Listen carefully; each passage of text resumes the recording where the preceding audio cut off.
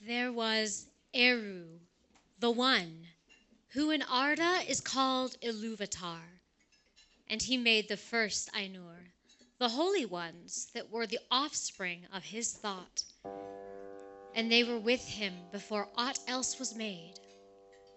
And he spoke to them, propounding to them themes of music. And they sang before him, and he was glad. But for a long while they sang only each alone, or but few together, while the rest hearkened. For each comprehended only that part of the mind of Iluvatar from which he came. And in the understanding of their brethren they grew but slowly. Yet ever as they listened, they came to deeper understanding and increased in unison and harmony.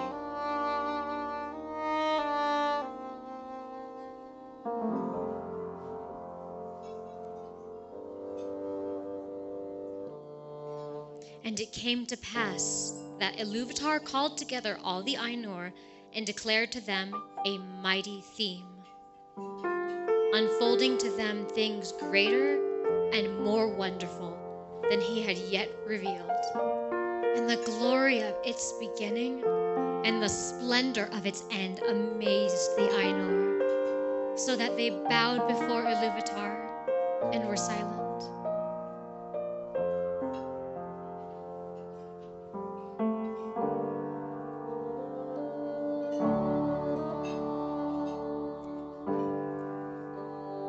Then Iluvatar said to them, "Of the theme that I have declared to you, I will now that ye make in harmony together a great music.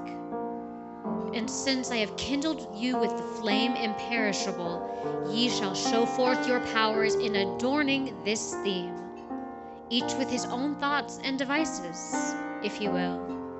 But I will sit and hearken and be glad that through you great beauty has been wakened into song." Then the voices of the Ainur, like unto harps and lutes and pipes and trumpets and viols and organs, and like unto countless choirs singing with words, began to fashion the theme of Iluvatar to a great music, and a sound arose of endless interchanging melodies, woven in harmony that passed beyond hearing into the depths and into the heights, and the places of the dwelling of Iluvatar were filled to overflowing, and the music and the echo of the music went out into the void, and it was not void. Never since have the Ainur made any music like to this music, though it has been said that a greater still shall be made before Iluvatar by the choirs of the Ainur and the children of Iluvatar after the end of days. Then the themes of Iluvatar shall be played aright, and take being in the moment of their utterance, for all shall then understand fully his intent in their part, and each shall know the comprehension of each, and Iluvatar shall give to their thoughts the secret fire, being well pleased. But now Iluvatar sat and hearkened, and for a great while it seemed good to him, for in the music there were no flaws. But as the theme progressed, it came into the heart of Melkor to interweave matters of his own imagining that were not in accord with the theme of Iluvatar. For he sought therein to increase the power and glory of the part assigned to himself.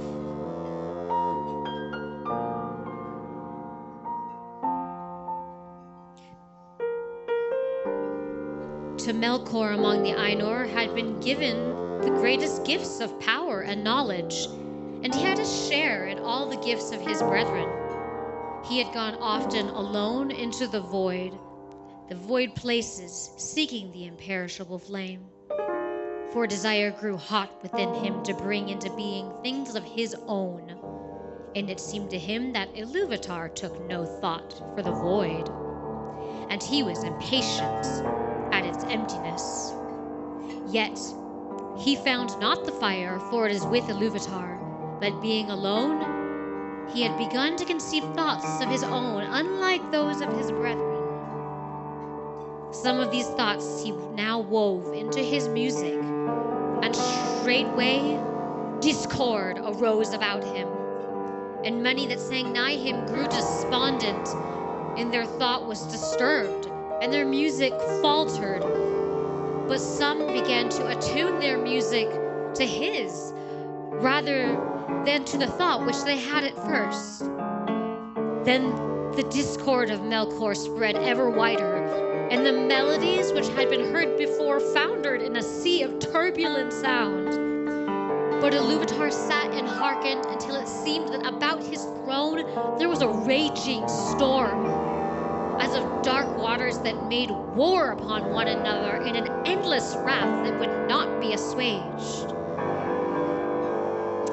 Then Ilúvatar arose, and the Ainur perceived that he smiled, and he lifted up his left hand, and a new theme began amid the storm, like and yet unlike to the former theme, and it gathered power and had new beauty.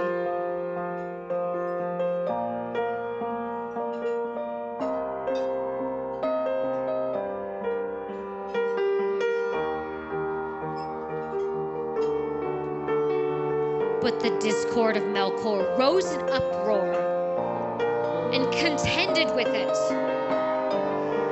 And again there was a war of sound more violent than before, until many of the Ainur were dismayed and sang no longer, and Melkor had the mastery.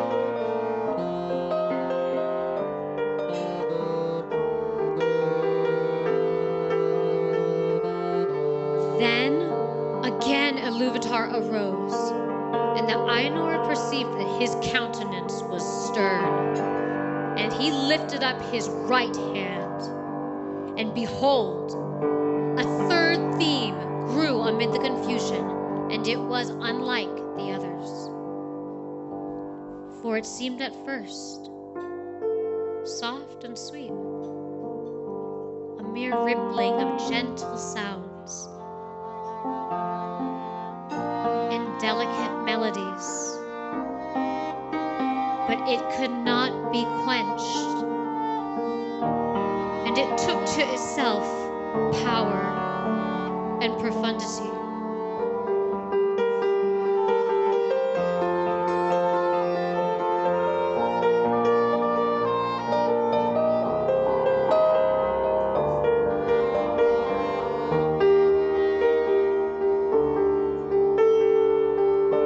And it seemed at last that there were two musics progressing at one time before the seat of Ilúvatar, and they were utterly at variance. The one was deep and wide and beautiful, but slow and blended with an immeasurable sorrow, from which its beauty chiefly came. The other had now achieved a unity of its own, but it was loud and vain and endlessly repeated, and it had little harmony, but rather a clamorous unison, as of many trumpets braying upon a few notes. And it essayed to drown the other music by the violence of its voice, but it seemed that its most triumphant notes were taken by the other and woven into its own solemn pattern. In the midst of this strife, whereat the halls of Ilúvatar shook, and a tremor ran out into the silences yet unmoved, Ilúvatar arose a third time, and his face was terrible to behold. Then he raised up both his hands, and in one chord, deeper than the abyss, higher than the firmament, piercing as the light of the eye of Ilúvatar,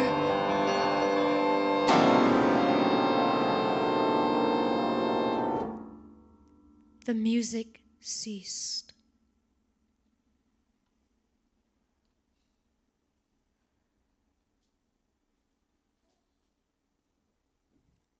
Then Iluvatar spoke, and he said, "Mighty are the Ainur, and mightiest among them is Melkor. But that he may know, and all the Ainur, that I am Iluvatar. Those things that ye have sung, I will show them forth, that ye may see what ye have done. And thou, Melkor, shalt see that no theme may be played that hath not its uttermost source in me, nor can any alter the music in my despite. For he that attempteth this shall prove but mine instrument in the devising of things more wonderful, which he himself hath not imagined."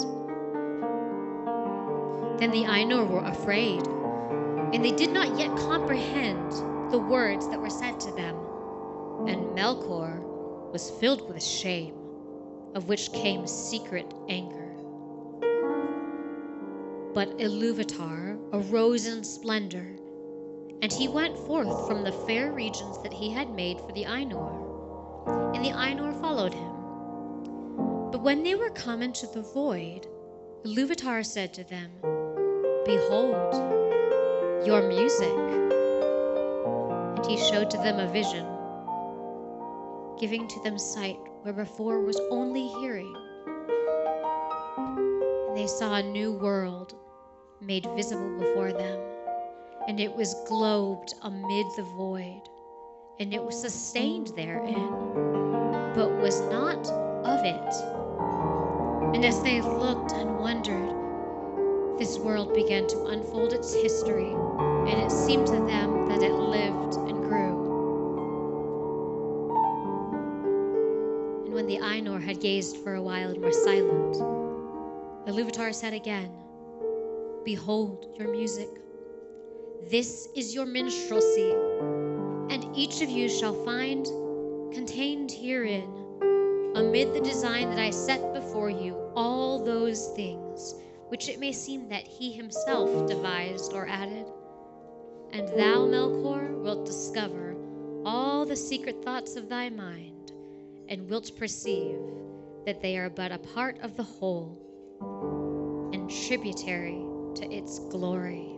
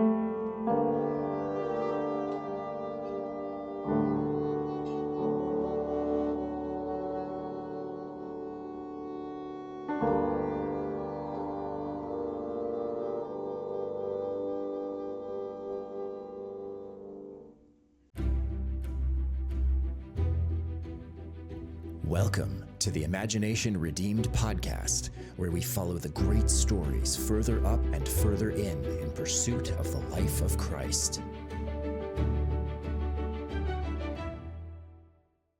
Hello, everyone. Welcome to the Imagination Redeemed podcast. I'm Sarah Howell. I will be your host today, and I'm here with Yongwon and Amy. Say hi, everyone.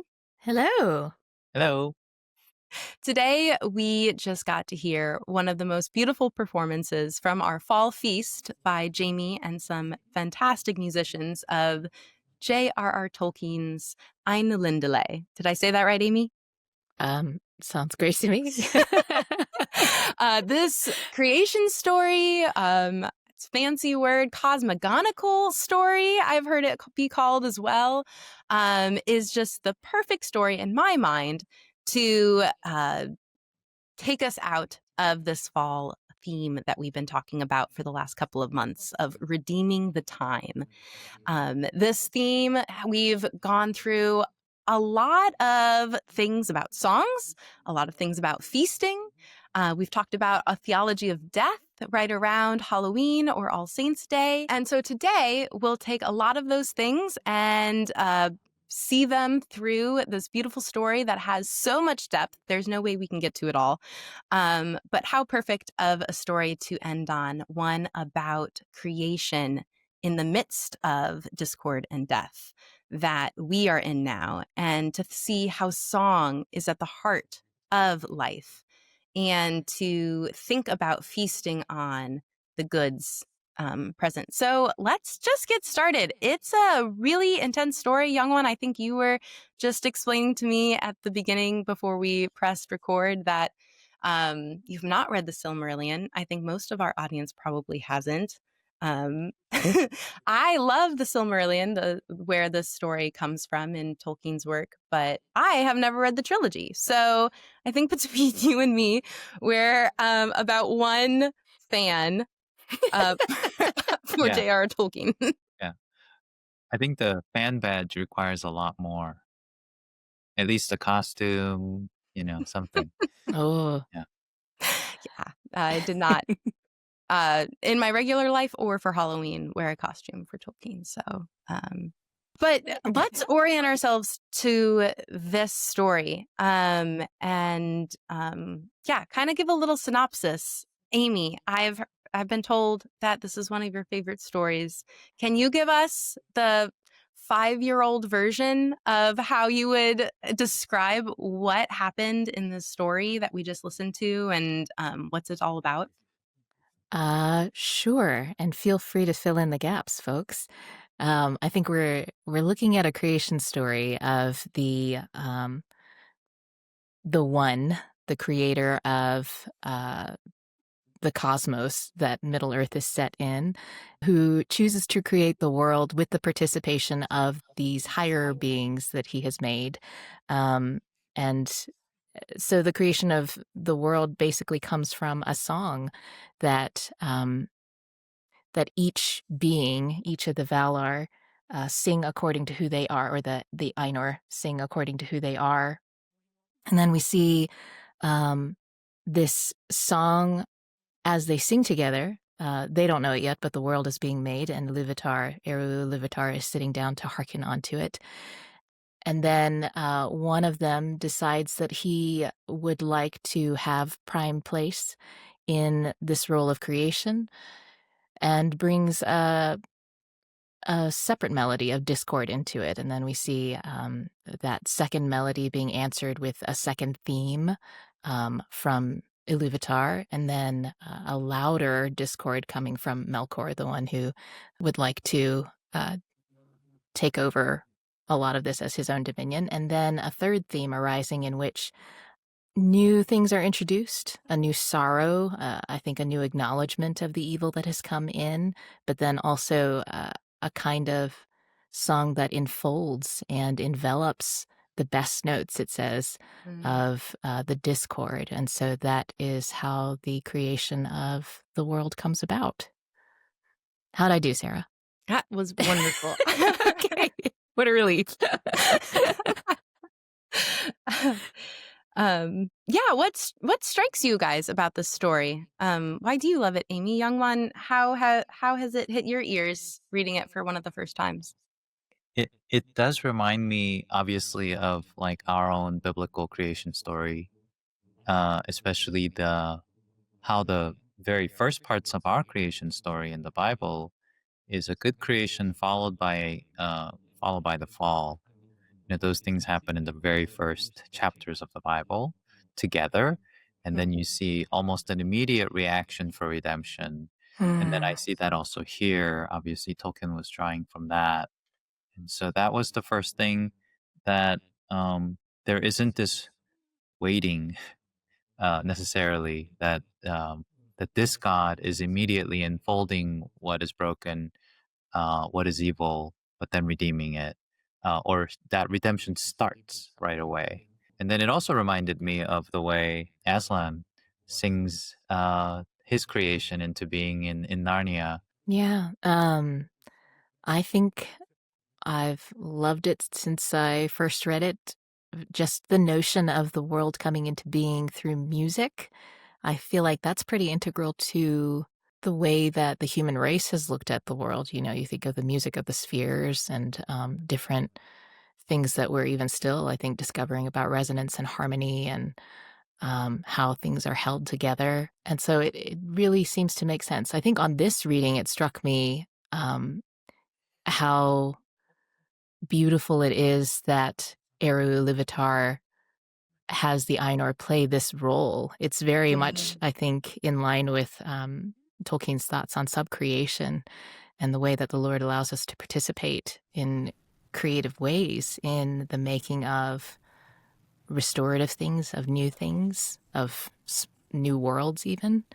So, yeah, all of that. Yeah.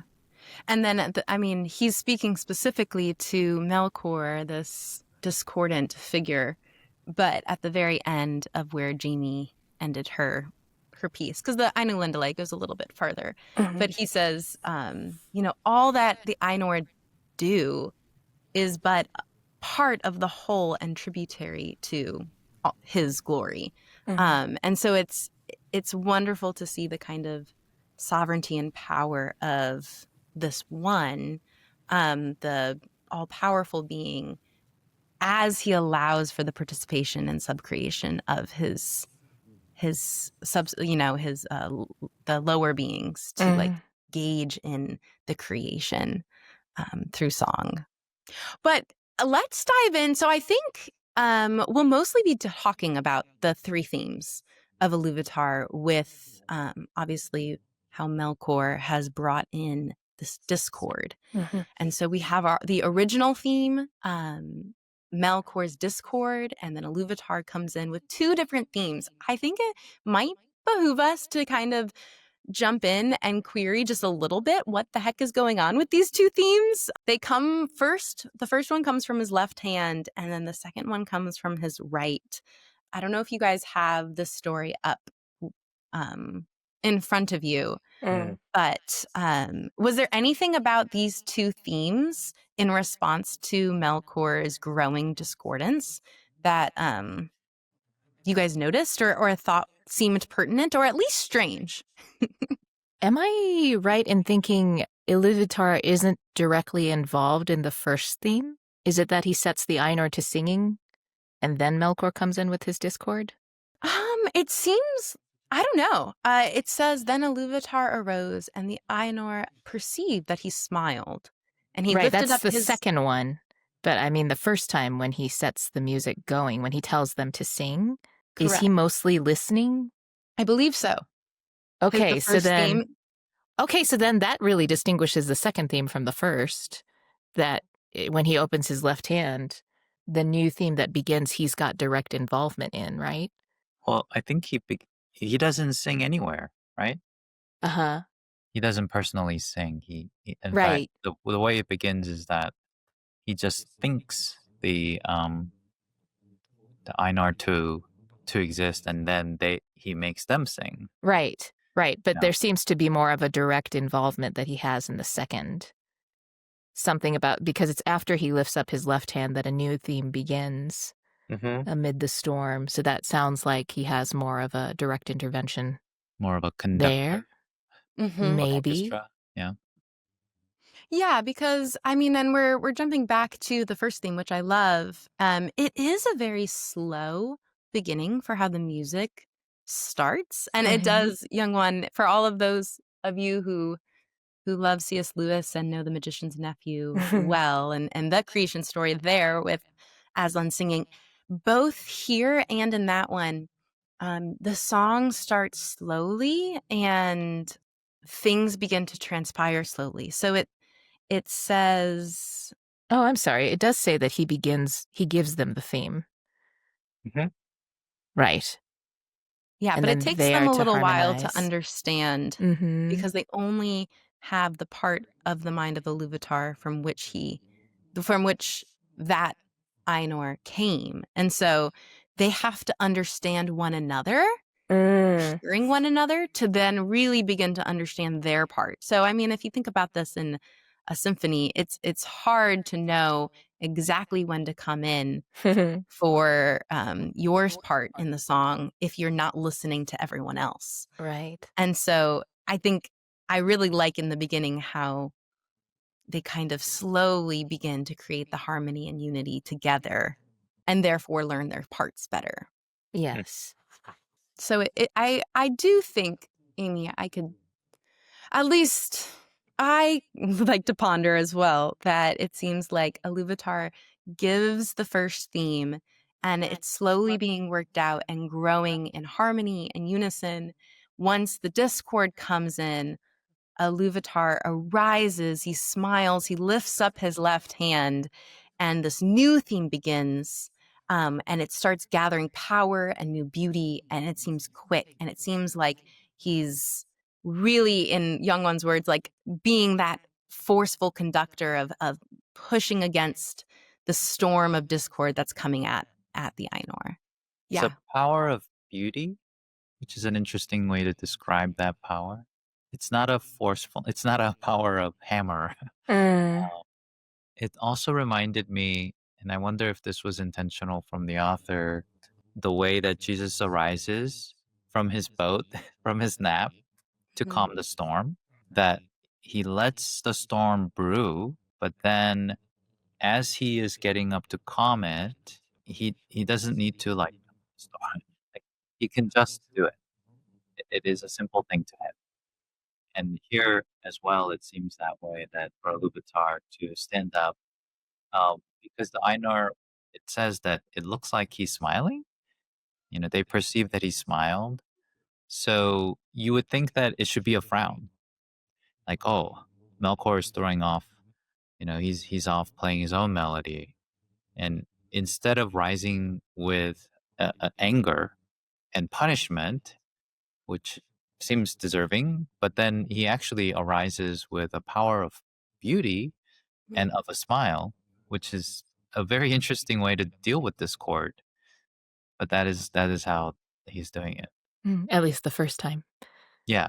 Yeah. Right. Yeah, the first time. And I mean, even thinking about the disciples in the boat, they were dismayed, and the Ainur are also dismayed. And they're so dismayed as things get worse and worse, even though Iluvatar has stood up, that they sing no longer. And that's when Melkor gets louder and louder. And that's when the stern Iluvatar gets up and puts out his right hand as well. This one is interesting because it says, at first it's soft and sweet, a mere rippling of gentle sounds and delicate melodies. And then it says, but it could not be quenched. And it took to itself power and profundity. And then it goes on to say that it was deep, wide, beautiful, but slow and blended with an immeasurable sorrow, from which its beauty chiefly came. And So, in the midst of this beautiful story, these various themes and discord, what are we talking about? Why does this matter? Does this feel to you guys like a beautiful story that is interesting to think about? Or do you guys see this as practically helpful in understanding our place in our world with our creation story? Yes, I do see a mirroring in our creation story in a way that I'm actually kind of grateful for because, I mean, this may be beside the point a little bit, but as I've been reflecting on the kind of art maybe that is needed today more than ever, I think there is value to the art that draws us to beauty, that points us to the beauty of God. And I think there's also a deep need for art that can hold both beauty and brokenness at the same time and acknowledge the brokenness, but show that the beauty, the power, the sovereignty of God ultimately has the last say. So to find that in this story feels like an affirmation of the story that we're living. Yeah, it is an affirmation. I think so. I was just reading recently a book by Peter Lightheart called Deep Comedy. And I think it speaks to exactly what you're talking about, Amy, that you've picked up and found assuring and orienting from Tolkien's Ainulindalë.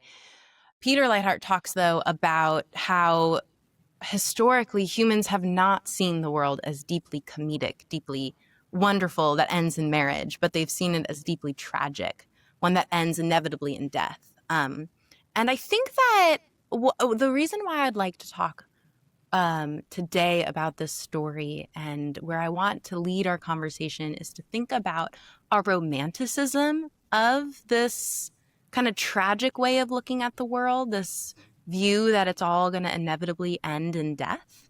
And I think that's really important for this fall theme as we think about redeeming the time, because at this season, as the leaves fall, decay is all around us, and the light is leaving, there are different kinds of antidotes to responding to this negative view of change, wistfulness, nostalgia. I think it would be important to kind of name the different ways that we can take this up in our own hearts and in our own culture of seeing, and if I could use the words from the story, focusing so much on the discord and romanticizing it and bringing in our own kind of sorrow, but perhaps one that isn't oriented in the right way. And so at the bottom of all this, though, it's really a question of what do we do with change?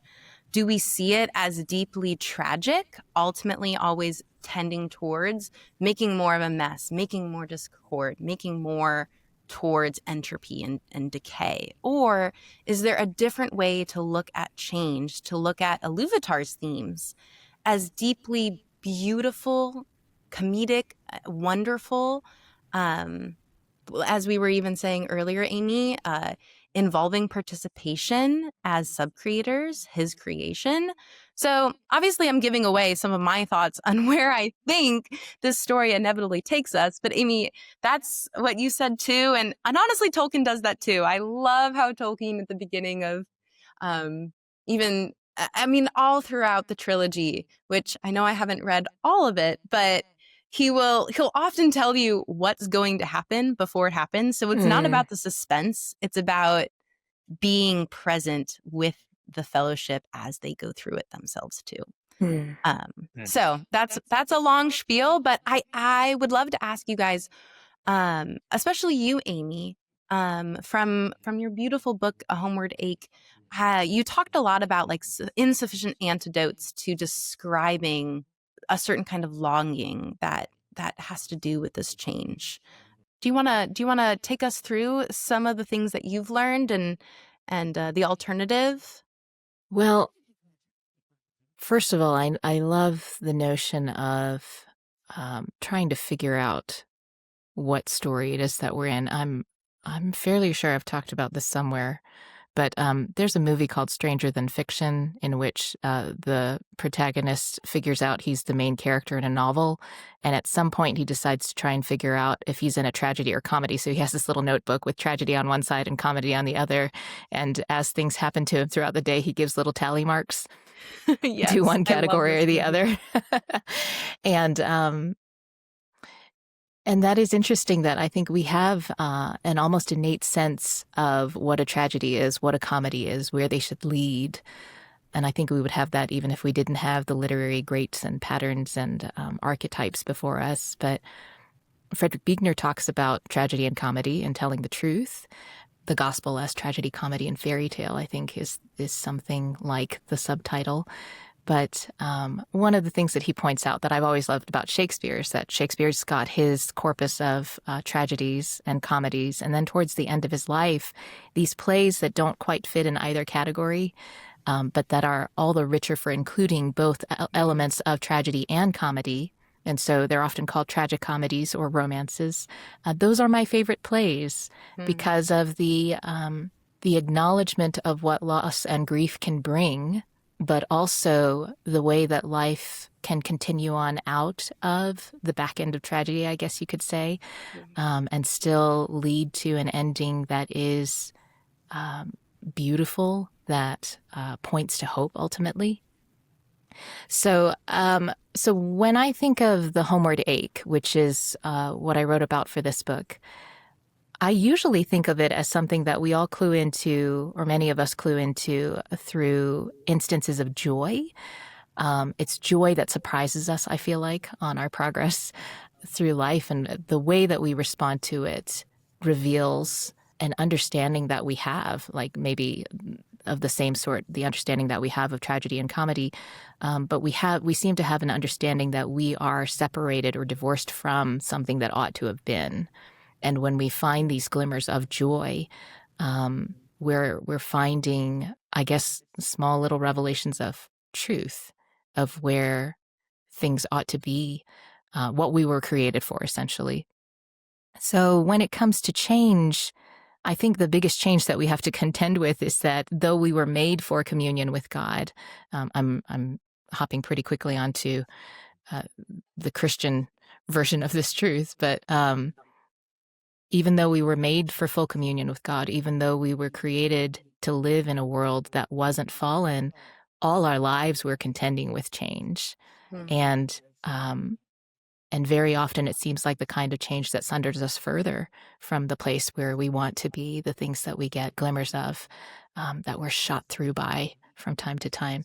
So I don't know if that's quite where you were going with your question, but that's me trying to figure out the relationship of the homeward ache, of a homeward yearning and change and time. No, I love that. And that's a wonderful answer. I think this being pierced by something beautiful and the kind of peace and joy that comes from it. When I read that in your book, it immediately made me think of C.S. Lewis's comment in his essay Transposition that says we can only hope for what we can desire. And so ultimately, I think wrapped up in this conversation about change, wrapped up in this conversation of how we view the world as a comedy or tragedy, happy or sad, in the way that, death is before us all, right? That's one thing we can all count on. I personally am the kind of individual who it's hard for me to see the end as happy, when the end, at least from the way that my eyes can see, without faith giving me wings to go higher, is to see death. And so what to do with this desire, this longing for something more, and how am I supposed to engage that desire so that I can have hope? It seems like it seems counterintuitive to me that I would have to feel the desire in order to have the hope, to have the wings, when it seems like the desire only makes the death seem more obvious, more hard, more like a loss. And so, I don't know. What do you guys think about that? Do you have that quandary as well? This might be a sideways answer, but sometimes I think the dread and the hopelessness of that anticipation of death, decay, of evil is not so much that you're gonna die; it's that on the way to death, you're seeing other people die. If that makes sense. So, and it, like in this story, when the Einar are seeing, they can see Melkor coming in and disrupting and putting evil in, or trying to at least. And then we can see, like, in the season of fall, like, you're not dying, but you can see the leaves are dying. And I think it's more that like our we can only take it seemingly when we see, and we don't see what's behind it. What we can see with our simple senses, direct senses, is decay and loss of things. As we're watching our garden kind of close out, but it feels like death, right? If I didn't know what was coming next year, if I didn't know that Mm. there were bulbs in the ground that could, and seeds in the ground that will reflower and the grass will grow back, it Mhm. just looks like all destruction. Mm. No more flowers for the season, for the year actually. And so I think that is what kind of erodes hope for us, because we don't know what's behind it. We don't know what's in the ground that's waiting to come back to life. It's the same thing with this. Um, when Melkor is singing or putting that bad music, discord into the harmony, I don't know if the other Ainur can tell what's going to happen, but what they can see is chaos. What they can hear is chaos. Actually, it's interesting. They can't see at all, just hearing for now. Yeah, and I think that kind of goes to like how the story fits with the season in that sense. Like fall is an interesting season because if you've lived through enough falls, you know there's a spring, but Mm. it might trick you into thinking there isn't one. And so it's helpful to have the stories of spring in fall so that you know that this isn't like the end. Mhm. Yeah. And maybe little amount of faith, but that you do have a faith in a spring for something that is not yet seen. But a strong conviction and true evidence for it. I haven't thought of it that way before.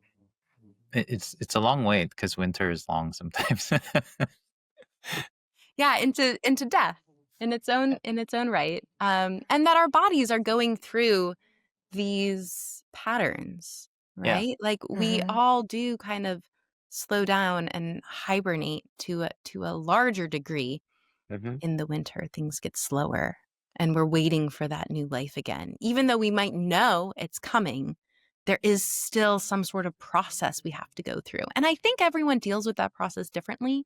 As a melancholy person who tends towards flirting with nihilism, as someone who loves things repetitively done, nostalgia to me is really thick in the fall. Melancholy is really thick in the fall. And those are definitely the tendencies that I can lean towards just out of habit and propensity during this time. But which is funny because it is moving towards those desires, but I would argue not in a super healthy way or not in a way that considers the spring that's coming. Yeah. How do you, Sarah, see the intersection between this story and the fall? I don't mean the fall, the season of fall. Ultimately, I think I see it in the way that the Ainur stop singing when the discord happens.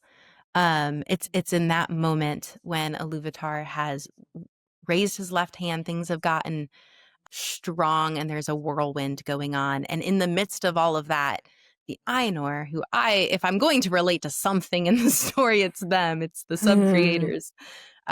They all, the words that it uses are that they were dismayed and sang no longer. And there's that kind of halting and stopping and paralyzing experience that I can relate with, and I think that's the way that that's the way I've been trying to describe Mm. my melancholic nostalgia, which stems from this kind of 19th century romanticism of tragedy. I think that's the way that I kind of turn towards dismay, is kind of by shutting down and by only thinking about the past as opposed to the faith and the response that we're that happens instead, that Iluvatar shows us in the third theme. And so ultimately I would be interested in us looking at what it means for us to join in the song of the third theme. Do you enjoy looking at the leaves in the fall? Oh, I do. And and isn't that so interesting how God has made it so that Mm. right before all the leaves die, it bursts into glorious color. Wow. And so as both of you I think are a little melancholy. uh, Just a wee bit. how does that feel like you have what looks like glorious redemption, Mm. but it's very brief. Mm. And like in some places it's like one weekend. Mhm. And so, but there is both a, I think the right interpretation is not that it's cruel irony, but that it is glorious. And it is like something to remind you of like the beauty of spring. And that you won't see the colors of the flowers, but you will see the colors of the leaves before they're dormant for a while. I don't know if you kind of thought of that or if that makes sense to you when I'm thinking about the colors of the leaves. I think so. Are you saying that it can be read two different ways? Yeah. And in this story too, you can read that like if you're the Ainur and Mm-hmm. you don't know what Iluvatar is about to do, even when he's doing it, you don't really know Mm-hmm. what he's doing until later. Yeah. And it's kind of that way too. Like if you've never had fall and you suddenly see burst of color, Yeah. maybe you're thinking of it in a different way. Yeah. Yeah. Yeah. I mean, I think in one way you could look at the changing of the leaves as just when they're at their, upon the cusp of glory, they're cut, their life is cut, and they all have to fall from the trees. But that's one way to look at it. And I think we maybe also see that reflected in the reaction of the Ainur when Melkor first comes in with his discord, that some of them hesitate and they start to feel despondent. They haven't really felt despondent before, but here they are feeling confused, and some of them join their harmonies to his melody because it's almost like they're trying to figure out what's the true melody that's going on here. What is the role that I'm supposed to be playing? And what is the reality that I'm supposed to attach myself to? So then when Iluvatar comes back in with his theme, well, that happens. And then Melkor comes in stronger and more violent, it says. And that's when they stop singing. I feel like that reflects our confusion sometimes in terms of what is the true reality that we live in? Is it the one that is only seen? Or is there a reality behind the things that are seen woven together with it? So as an Ainur say, if you're paying attention to this song, this music that's going on, you have to learn to detach yourself from the idea that violence or volume is the indicator of reality. And I feel it's the same way when I'm standing out in the garden. Like either you can look at it as just as things are getting good, they're cut in their prime.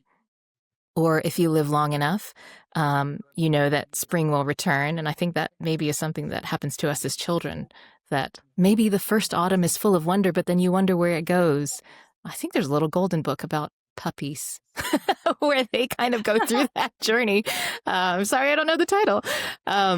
Or is it an act of grace that just as things are about to get quiet, just as things are about to seemingly die for an entire season, that we're almost shown this glimmer of promise that things will not always be this way, that there is something at work underneath the things that we can see that transcends it, but also imbues it so that we can look forward to a future season with hope.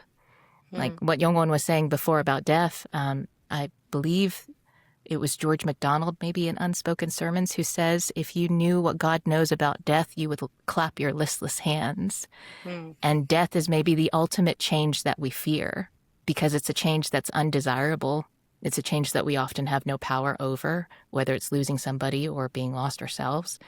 But even that is not the end of the story. And that there is a season to come. It effectively makes death a gateway instead of a terminal end.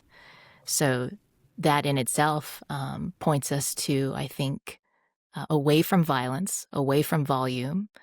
It directs us to look at the nature of the thing. It is the nature of our garden. It is the nature of our world to keep bringing those seasons back again.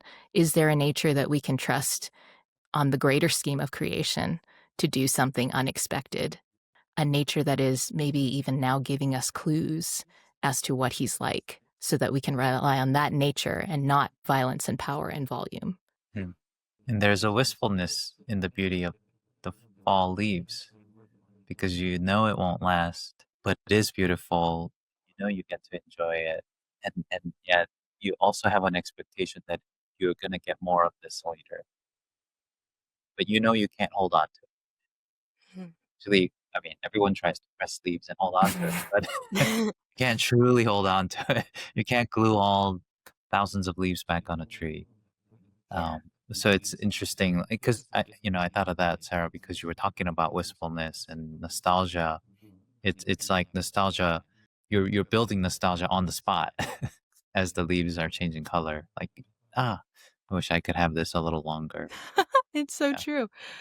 It's so true. But I love, Amy, what you're saying in response to that, even for what Yongwon just said. It's not just an appreciation of beauty or escapism into something that, into an alternative universe, an alternative way of things, right? It's the joy of what is present, and it's the promise of what is to come in the spring, and to be able to hold both at the same time at the last moments of fall. The thing that I just thought of with your comment, young one, was something to the effect that the season of fall is a time that we get to practice this again and again, of enjoying something for a moment and stirring up that desire and enjoying, even though it isn't full and in the theological way, like consummated to the new heavens and the new earth to be fully realized in all of its glory. But it's still yet in its moment is glorious, and we are in this moment, and that we need moments, this moment to next moment to the next one. And each fall is a moment of that we get to practice again, stirring up that desire. Amy, from your book, you were talking about some beautiful examples and people and authors in your life, and you state something like this. You say these people's willingness, their courage to be so vulnerable before the Father, opens a way for us to acknowledge the absences we feel. And to me, that smacks of the vulnerability that's required of practicing desiring something and not receiving it in its full. Apparently, Lewis says that that's the way that we can have hope. But help me get there. I don't, how does this season, how does seeing its glories, how does this practice produce in us hope? I'm in the middle of doing some research for a short piece about Buechner, and one of the things that he's talking about, I've been reflecting on the way that he views the past, that we have to be able to sit down and look at the past and find the meaning, not to manufacture meaning out of it, but find the meaning that's built into it, because the way that he came to look at life, Frederick Buechner, was to view life as a story. And to think that a story has a plot. And if there's a plot, then where is mine going? But also, where is the overarching story of humanity going with the author of the universe? And I feel like that's one of the things that we often overlook, the places that we come from, the particularities that we're made of. Jamie Smith talks about that in How to Inhabit Time a lot. And I love it because we're made of certain particularities. Those are the particularities that we're going to bring into the new creation. And it's when we look back and we see grace in all the places that we may have missed it, the presence of God where it met us and we didn't even know it. Those are the things that are going to directly inform how we move forward into the future. And that is hope, essentially. So, if we want to take it back to the Ainulindalë even, I think one of my favorite parts of this story is when Melkor is being his most clamorous, and most insistent. It says that he had managed to achieve a unity of its own, his song, but it was loud and vain and endlessly repeated, and it had little harmony, like many trumpets spraying upon a few notes. And it tried to drown out the other music, but it seemed that its most triumphant notes were taken by the other and woven into its own solemn pattern. And that is the kind of thing, like Yongwon said earlier, that we see from the get-go in Genesis, of God being able to take even the things that we think are the most poisonous, the most grievous about our change and about our condition, and folding that into something that would become even more glorious than we have the ability to imagine. So I think that's reflected in the leaves, that we would think that the things are just going to die and shrivel off the vine or the branch. But at that very last moment, we're shown realities that were present the entire time, but that we did not notice in the spring or the summer, and that are blazing into view before our eyes. I feel like that in itself is a visual indication of again, the nature of God that we're able to rely on. And that's where our hope ought to come from. And not just ought to come from, but can come from, like a deluge. Just witnessing that kind of small, maybe seemingly insignificant, those miracles at work in our lives. Those are the things that inform the hope that we have as we move forward. But I don't think that it's something that we ought to catechize. Is that a word? It's not a thing that we ought to package into a neat lesson and make people do it. I think it's the kind of thing that comes as you read the story that you're in, like a reader coming to a story that's being a story and not just a packaged Sunday school lesson. As you experience the story, there's something that takes root in you that starts to dare to breathe and starts to dare to hope. That's beautiful. And makes reflection seem very defiant. Yeah. Very, very courageous and defiant. That's very true. I don't often think of it as an activity like that, so I like it. And it is very, because I was sitting here, and when I first asked the question, I was thinking of like a living hope. Like, how does this change what I am doing today? How do I look at my temporary home differently? How do I look at my husband and I? He's in the Navy, and we've moved at least every 11 months for the last 5 years, just with the way things have gone. And so there are literally other pilgrims next to me. I'm passing them in the night in many, many ways. And yet I am called to steward relationships with my neighbor and with the person in front of me and dive in. How do I do this in the midst of all this change? What is a living hope? And your comments, Amy, make me think that, and tell me if I'm wrong in my understanding of you, but it's more of this counterclockwise cycle of, as we spend time with the Lord, reflecting on the grace that he has given us and asking for the wisdom and the vision to see what he is doing and to enjoy and see the favor that he has placed on us in the, as Matthew Clark said in one of our conversations, the delightful breeze on your skin on a hot day, as that's the favor of the Lord. Maybe that's him saying he's pleased with you. Reflecting on all of that. And so going back, that counterclockwise to reflect actually brings you through to the present moment to live with living hope. But it's not something that you conjure in that moment. It's not something, like you're saying, you catechize, and now that you have this tool in your tool belt, you can kind of whip something out and state an aphorism or something like that. Yeah. What does living hope mean for you as you carry it with you, as you've had to carry it with you through so many homes, Sarah? Yeah, that's a good question. I would say, honestly, Amy, the way that you described reflecting on one's story and seeing God's faithfulness gives me a sort of ability to, I wouldn't have articulated it that way, but I think the ways in which I have been able to do that, I'm able to see all the fruits that he's currently given me a little bit easier because I've practiced seeing them in the past. And so I look for them where I currently am. But I also think that when we think about redeeming the time, this all has to come from a foundational conviction that I have and within the Christian story that we have eternity. We have forever.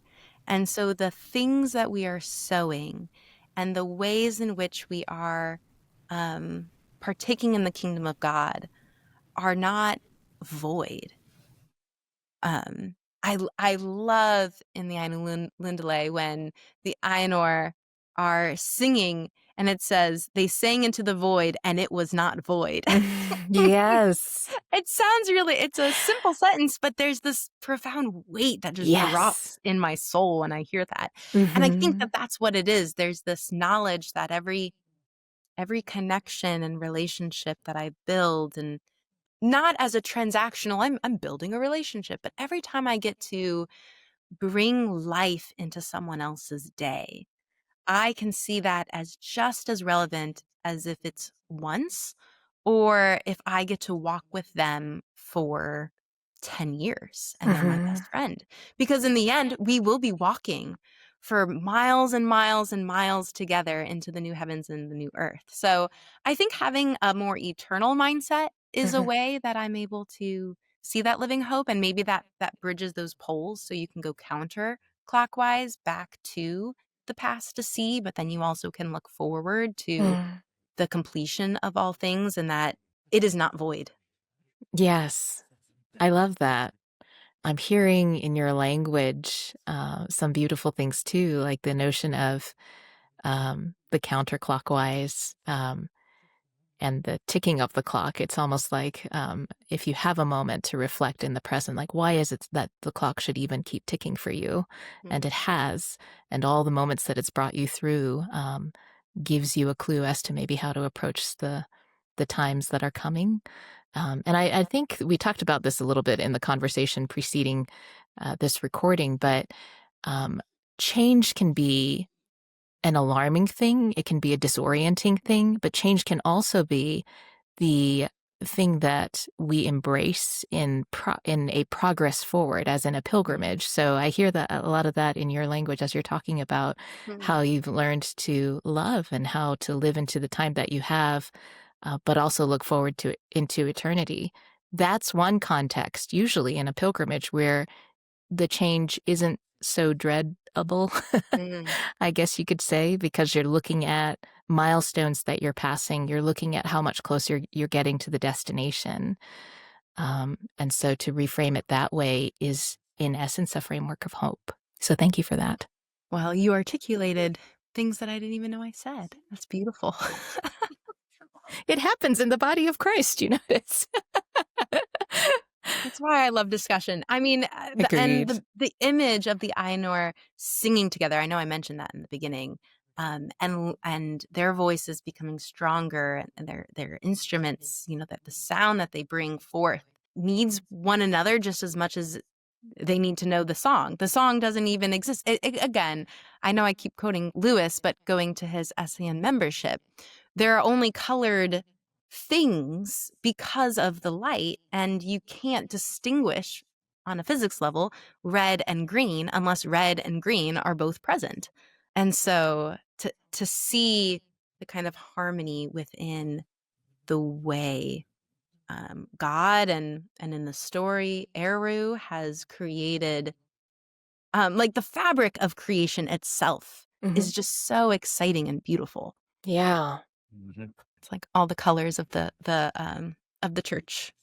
Yeah. In terms of, like a beautiful bride arrayed in color. Maybe fall glories. Yes. Yeah. I love that. Yongwon, what does living hope look like for you? I think maybe I'll start by saying that I don't know, maybe the source of hope is very important. I've never thought of hope as, no, that's not true. I've often, whenever I think I'm supposed to conjure up hope on my, and somehow I'm making it usually doesn't turn out that way. I feel that a lot of hope is something that we sense and feel because something is almost like throwing it at us. Like, where is it coming from? Because it's not necessarily that you sat down and you thought about it for a while and decided, of course it's going to be better. And that might happen, but I don't think that's our source of where this comes from. I don't think it is something we can conjure. It is certainly something we can hold on to, but I feel like it's been thrown to us from God. Or grown. It's one of those things thrown to us. Grown. Grown. Yeah, I feel like when scripture talks about hope, often it's as a result of something. So, like when in Romans it says that we rejoice in our sufferings, and suffering produces endurance, and endurance character, and character hope. Like, hope is the end fruit of that. And I feel like, yeah, in a lot of ways, the way that scripture refers to it is it's not something that enters your life like a flashbang. It's more something that must be organic, I think, in some ways. Anyway, but sidebar. I think no, but I really appreciate this because this helps me tie up these 2 points. I was sitting here enjoying our conversation, but not really sure where Iluvatar's third theme comes in, where he lifts up his right hand and there's an immeasurable sorrow, but there's beauty in that sorrow somehow. And it's this is truly the strange theme, because the second one that he kind of stands up with his left hand is like it says it's very similar to, it's not unlike the first one. This third theme is strange. And I'm enjoying our conversation about living hope, but I'm questioning, where does the immeasurable sorrow fit in? What's this strange theme over here we haven't mentioned? And Amy, I think you might have just hit on it. We endure sufferings only in a way that can produce perseverance into character, into hope, if we are suffering with Christ. Christ changes what the suffering means for the normal Christian in their life, as we experience what suffering is, right? This loss, change, decay, the not yet. And we have to hold on to this third theme, because it can't, and I think this is your point, Yongwon, and tell me if I'm wrong, we can't conjure up God's third theme, in this story. And the way in which he can weave that into the redemption is something that is not of us. Yeah. No correction. I think, Yeah. Yes, I think so. I think that's why when in the third theme, I think maybe what you're saying, if I put it in different words, is that the first 2 themes it's basically good and very good. Whereas the third is, and also it's redeemed. So if there's anything not good that God, like our hope, like I said earlier, is, or I think we've all really been saying, there is a redemption that makes the hope what hope is. It's not that it was perfect and therefore we hope it will continue to be perfect. That's usually not our hope at all. Our hope is usually something went wrong and we hope it will be better, or we hope that it will be restored. And you see that in the story here. But what's even more interesting is that the restoration doesn't look like a simple destruction of what's bad. Like, it's not simply destroy the evil and good prevails, which is not wrong of a story. But in this story, the evil has, like, it's almost like the evil thinks that it is unique, that it can go outside the bounds and create its own reality. But the truth of the matter is, no, you're still confined to the one in the story, and it gets folded into a harmony. And if we can think of that, it's a good way to think about the whatever sorrow and evil we have in our lives. Back to kind of like, how does this help us? Because then we can say, we don't need a total redo. We don't need a complete destruction and a complete new creation for us to have hope. We can hope that our one knows how to fold all of the bad and create a harmony that's beautiful. And some of that beauty will be in the sorrow. Some of that will be in the wistfulness, in the nostalgia. So it won't always be just smiley face emojis everywhere. It'll be something else, but the fact that it's something else is what makes it even more beautiful.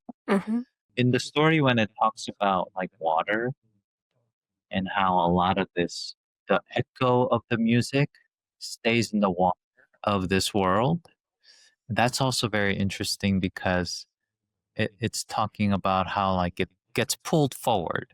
The music that's pulled forward is not the perfect music of the first theme, nor the second theme. The music that is pulled forward that makes people feel both wistfulness and hope is the third theme, which has the harmony of restoration built into it. I hope that makes sense. But that's kind of, I think, where we can see like kind of the genius of this story, but it's a good reflection for me of how I can think about my hope today. The hope that I'm living today isn't like some kind of paradise idealism where God doesn't know what evil is. That's not the hope I'm living in right now. The hope I'm living in, especially Christians today, is is a death and resurrection hope, where the death was not fake; it was a real death. I was just thinking about how in the theme of water, like when you listen to the ocean, like the ocean sounds, if you go to any kind of like app or something that's supposed to give you relaxation, it kind of gives you this like imperfect white noise. Because if you had perfect white noise, it should be like a ticking clock or like a pendulum. Like it should be exact. But perfect as in like very uniform, completely harmonious in that sense. But that's not really harmony because there's nothing being folded in and being restored. It is simply repeating something that is very controlled. Whereas people like to listen to waterfalls and rivers and oceans and even rainfall, thunderstorms, like all of these like soundscape things that are found in spas are things that have some imperfection in it, as if like our bodies know that that's a good thing. Yeah. I think on the theme of repetition, you've got me now thinking about, in the Ainulindalë, for one, when Melkor is bringing his song and it says it was endlessly repeated, it kind of reminds me of a scene in Paralandra where Weston has set out. I don't think it's Weston anymore. I think at that point he's un-Weston. But when he's trying to torment Ransom, and the thing that he just does throughout the night, which is the pettiest thing, but is the most irritating to Ransom, is that he just sits there saying his name over and over and over again, right? And that's fascinating to me because then you think of the passage from Chesterton where he talks about God exulting in what we would call monotonous. But he's using the example of like, have the sun rise again, have the sun set again, behold those glories. But even that folds in a bit of variation, doesn't it? It's not like the same thing over and over again done for ease or for emphasis or to torment somebody. It is a delight that finds 100,000, 1,000,000 ways to exult in this act, right, of the rising and setting of the sun. And so I find that fascinating, that repetition, it can be done for delight. It can be done for nefarious purposes. But when it's done right, we're invited into this thing that, like you're saying, I guess, in its essence, acknowledges brokenness, but then chooses to find the glory in it, in whatever act it is. We live in a world that has like one of the core thermodynamic principles is entropy. God could have, I think, made a world without one,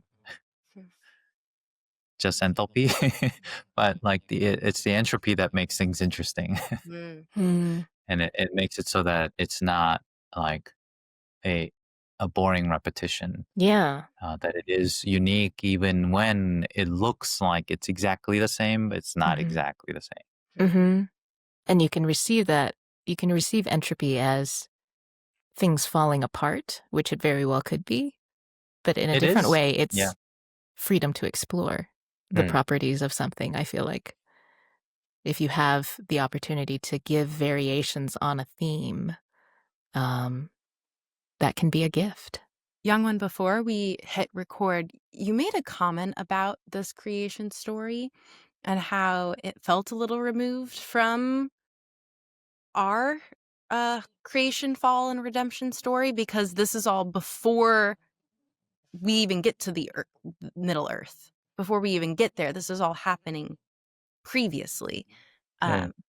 I wonder, though, with what you guys are saying, is if there's something beautiful and true that we can see in the Ainulindalë in our creation story, with the fact that, like, God gives us entropy, and God gives us the dying leaves, and God gives us the irregularity of the oceans and waterfalls.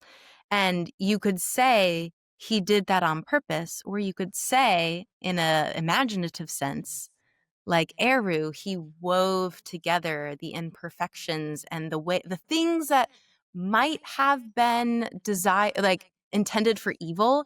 He did. He used it for our good.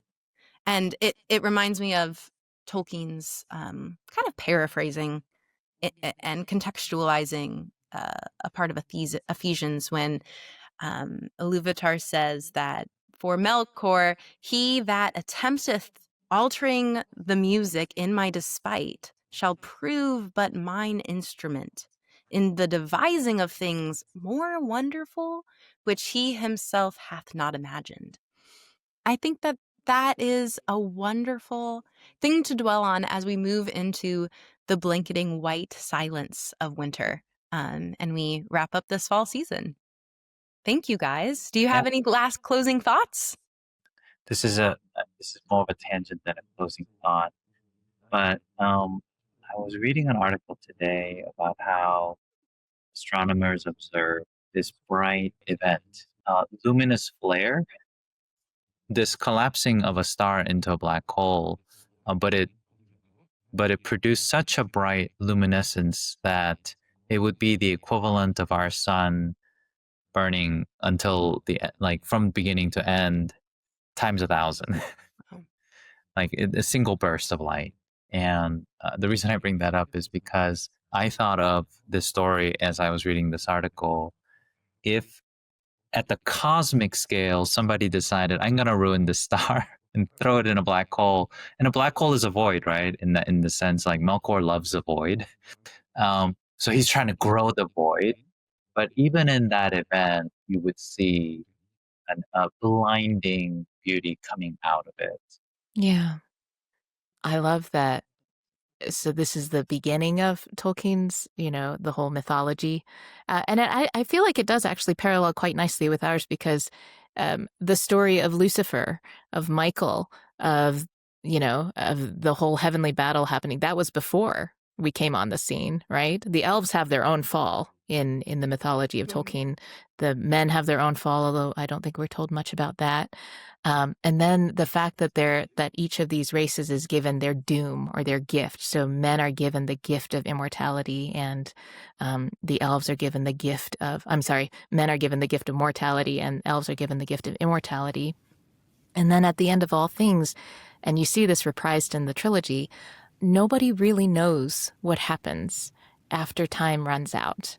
And so even beyond the end of The Lord of the Rings, we know that some go to a peaceful rest, and some have to wander in the woods and then take the doom that they have chosen. But a lot of it beyond that is mystery, and nobody really knows what Eru will do beyond the circles of this world. But the way that it is alluded to often in the tales is that it's not something to be dreaded necessarily, that there is maybe a freedom and a beauty and a glory beyond everything that we have known that perhaps will answer to the depth of the suffering and the pain and the grief that we've had to go through too. So So I love that he seems to have covered many bases, the good professor. Thank you for that, Amy and Yongwon. This has been a delightful conversation. Thank you, Professor Tolkien, for giving us wonderful fodder to consider as we close this fall season and move into winter.